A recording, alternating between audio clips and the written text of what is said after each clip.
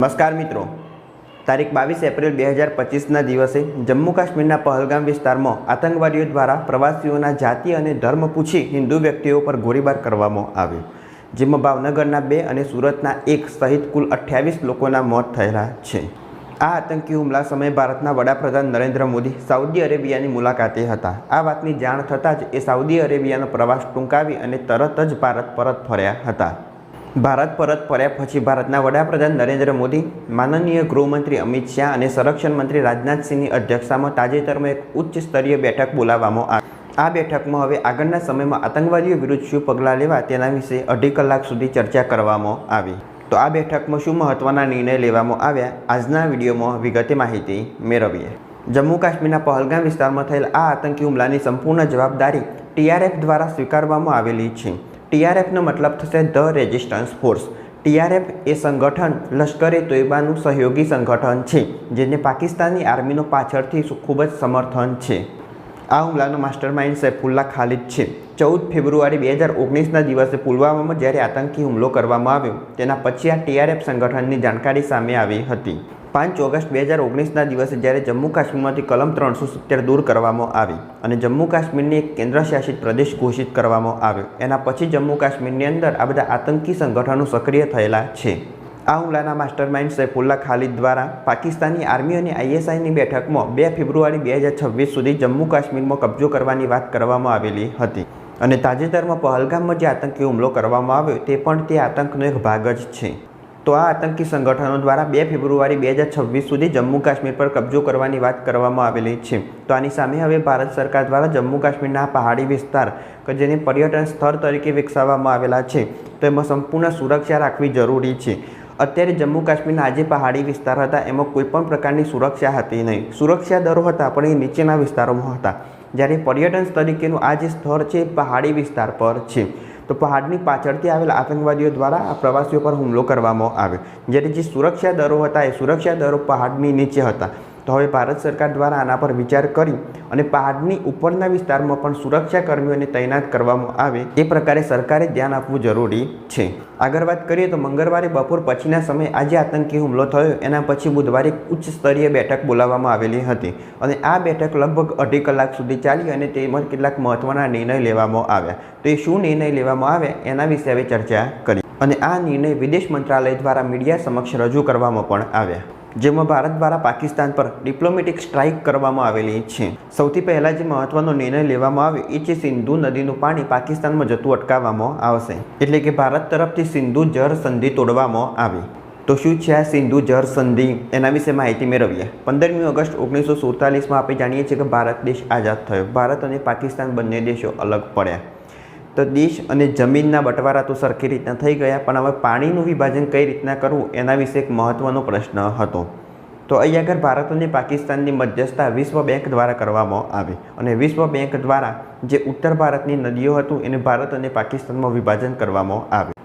19 September 1960 दिवसे विश्व बैंकनी मध्यस्थतामां आज सिंधु जળ संधि करवामां आवी, जेमां भारतना तत्कालिक वडाप्रधान जवाहरलाल नेहरू और पाकिस्तानना राष्ट्रपति अयूब खान द्वारा एना पर हस्ताक्षर करवामां आवेला हता। आज सिंधु जળ संधि 1960 करवामां आवी ते भारतनी पूर्वीय नदीओ बियास, रावी और सतलज पर संपूर्ण नियंत्रण आपे छे, ज्यारे पाकिस्तानने सिंधु, चेनाब और झेलम नदीना पाणी पर नियंत्रण आपे छे। पाकिस्ताननी मरेली आ पश्चिमी नदीओमां पाणीनो प्रवाह वधारे छे, ज्यारे भारतना भागमां आवेली पूर्वीय नदीओमां पाणीनो प्रवाह ओछो छे। सिंधु जળ संधि 1960 में करवामां आवी, जेमां पाकिस्तानना भागमां आवेली नदीओमांथी पाकिस्तान ए पश्चिमी नदीओमांथी कुल 70% जेटલું पाणी मेळवे छे, ज्यारे भारत ए पूर्वीय नदीओमांथी मात्र 30% जेटલું पाणी मेळवी शके छे। भारत सरकार द्वारा भारतमांथी पाकिस्तानमां वहेती चिनाब नदी पर पण एक बंध बनावવાની योजना जाहेर करेली छे। हवे आ योजनाथी पाकिस्तान सरकारे विश्व बेंकमां एक फरियाद करेली छे कि आज भारत सरकार चिनाब नदी पर बंध बनावशे ते सिंधु जળ संधि 1960 विरुद्ध छे। मित्रों, आज चिनाब नदी पर बंध बनाववामां आवशे ए चिनाब नदी पर बंधथी ए पाणी पाकिस्तानमां जतुं अटकावी शकाशे।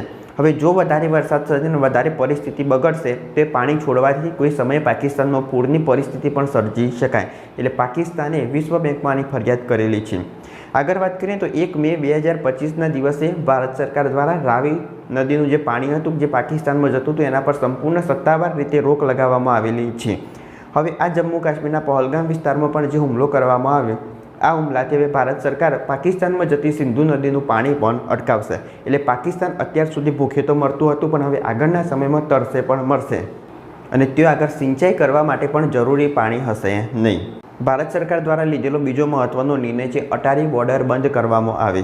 મિત્રો, આ જે અટારી બોર્ડર છે એ પાકિસ્તાનમાં વાઘા અને ભારતમાં અમૃતસરને જોડે છે. એટલે કે પંજાબમાં અટારી ગામની ઉત્તરથી પસાર થતી એક રેલવે લાઇન છે. આ રેલવે લાઇન વર્ષો પહેલાં અંગ્રેજો દ્વારા બનાવવામાં આવેલી હતી, જેની સ્થાપના 1862માં બ્રિટિશ સરકાર દ્વારા કરવામાં આવેલી હતી અને વેપારને વેગ મળે એટલા માટે આની સ્થાપના કરવામાં આવેલી હતી. અત્યારે ભારતમાંથી જે નાગરિકો પાકિસ્તાનમાં જશે એ અટારી બોર્ડર થઈને જ જશે અને ભવિષ્યમાં હવે આગળના સમયમાં અટારી બોર્ડર પણ બંધ કરવામાં આવશે. આગળ વાત કરીએ તો પાકિસ્તાની નાગરિકોના વિઝા રદ કરવામાં આવે. આની સાથે જ શાર્ક વિઝા રાહત પણ બંધ કરવામાં આવી. સાથે પાકિસ્તાનને હવે વિઝા મળશે નહીં અને જેટલા પાકિસ્તાની નાગરિકો ભારતમાં છે એમને તાત્કાલિક ભારત દેશ છોડવા માટે આદેશ કરવામાં આવેલો છે. તો શું છે આ શાર્ક રાહત વિઝા યોજના, એના વિશે માહિતી મેળવીએ. તો આ શાર્કની સ્થાપના 8 ડિસેમ્બર 1985ના દિવસે ઢાકામાં કરવામાં આવેલી હતી. શાર્કમાં કુલ 8 દેશોનો સમાવેશ થાય છે, જેમાં ભારત, પાકિસ્તાન, અફઘાનિસ્તાન, નેપાળ, ભૂટાન, પછી બાંગ્લાદેશ, માલદીવ્સ અને શ્રીલંકાનો સમાવેશ થાય છે. એમાં પણ આ જે શાર્ક વિઝા મુક્તિ યોજના છે એની શરૂઆત 1992માં કરવામાં આવી. હવે આ શાર્કની જે રચના કરવામાં આવી એ એશિયાના જે દક્ષિણ ભાગમાં આવેલા દેશ છે એ આસાનીથી એકબીજા સાથે વેપાર કરી શકે એટલા માટે આની સ્થાપના કરવામાં આવેલી હતી. શાર્ક વિઝા મુક્તિ યોજનામાં આ જે દેશોના જે ઉચ્ચ અધિકારીઓ હોય, એટલે કે ન્યાયાધીશો હોય, પત્રકારો હોય, એ વિઝા વગર એકબીજા દેશમાં મુસાફરી કરી શકે. પણ તાજેતરમાં ભારત સરકાર દ્વારા પાકિસ્તાનના આ જે શાર્ક વિઝા હોય એ કેન્સલ કરવામાં આવ્યા. એટલે શાર્ક વિઝા પર હવે પાકિસ્તાનનો કોઈ પણ નાગરિક ભારતમાં મુસાફરી કરી શકશે નહીં. આગળ વાત કરીએ તો પાકિસ્તાનના હાઈ કમિશનને 48 કલાકમાં દેશ છોડવા માટેનો આદેશ કરવામાં આવેલો છે. આની સાથે જ પાકિસ્તાની નાગરિકોને 1 મે સુધી ભારત દેશ છોડવાનો આદેશ કરવામાં આવેલો છે. આની સાથે જ ભારત સરકાર દ્વારા સેનાની 3 પાંખને હાઈ એલર્ટ પર રહેવા નિર્દેશ કરવામાં આવેલો છે. આગળ વાત કરીએ તો ભારત સરકાર દ્વારા આ જ નિર્ણય લેવામાં આવે એની સામે પાકિસ્તાન સરકાર દ્વારા પણ કેટલાક નિર્ણયો લેવામાં આવેલા છે, જેમાં પાકિસ્તાન સરકારે ભારતના નાગરિકોને પાકિસ્તાન દેશ છોડવા માટે જણાવવામાં આવેલું છે. આની સાથે જ વાત કરીએ તો પાકિસ્તાને પોતાનો એર સ્પેસ ભારત માટે બંધ કરેલો છે. એટલે પાકિસ્તાન ઉપરથી હવે ભારત તેનું વિમાન, કોઈપણ વિમાન લઈ જઈ શકશે નહીં. આની સાથે જ પાકિસ્તાનના સંરક્ષણ પ્રધાન ખ્વાજા આસિફે જણાવેલું હતું કે આ જે આતંકી હુમલો થયો એમાં પાકિસ્તાનનો કોઈ પણ હાથ નથી અને ભારતમાં નાગાલેન્ડ, છત્તીસગઢ અને મણિપુર જેવા રાજ્યોમાં ભારત સરકાર વિરુદ્ધ ક્રાંતિ થઈ રહી છે. પણ બધા જાણે જ છે કે આ જે હુમલો કરવામાં આવ્યો એ TRF સંગઠનની પાછળ પાકિસ્તાની આર્મીનું સમર્થન છે.